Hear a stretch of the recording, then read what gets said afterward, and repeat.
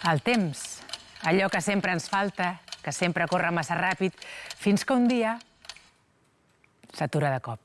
Això que ens passa a les persones també els passa als espais que habitem. Visitar-los després que faci molt de temps que no ho ha fet ningú, és gairebé com viatjar en una màquina del temps. Aquella sensació quan tu arribes a un lloc que sembla que el rellotge s'hagi aturat, jo tenia ganes de poder-ho transmetre de la manera més fidedigna possible el que jo sento a l'espectador.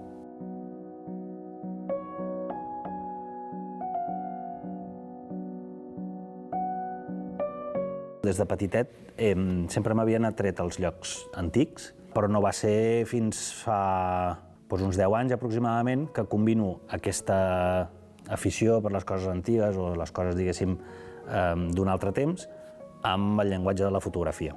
I ho faig amb un esperit de documentació. De fet, algunes d'aquestes coses que he fotografiat al llarg d'aquests 10 anys, a dia d'avui n'hi ha moltes dels meus inicis que ja no existeixen.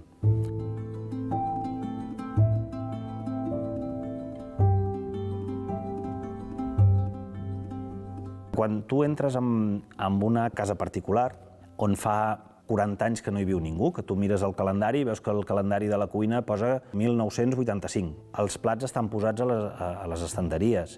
I si hi ha un armari obert, veus que hi ha l'abric de la senyora. És una sotragada emocional potent. Per exemple, amb una masia que vaig localitzar fa temps, em vaig trobar un retrat d'un matrimoni de persones grans i un arbre genealògic. I vaig començar a buscar qui eren aquella gent, fins que finalment vaig poder contactar amb 2 descendents. Vam quedar i em va confessar que eren els seus besavis. I aquest senyor, quan li vaig entregar, ho va rebre amb llàgrimes als ulls.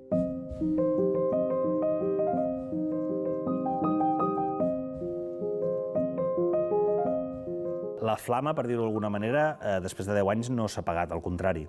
A mesura que vas trobant coses i que vas perfeccionant els teus processos de recerca, cada vegada intentes trobar coses que t'aportin aquesta descàrrega d'adrenalina més i més gran.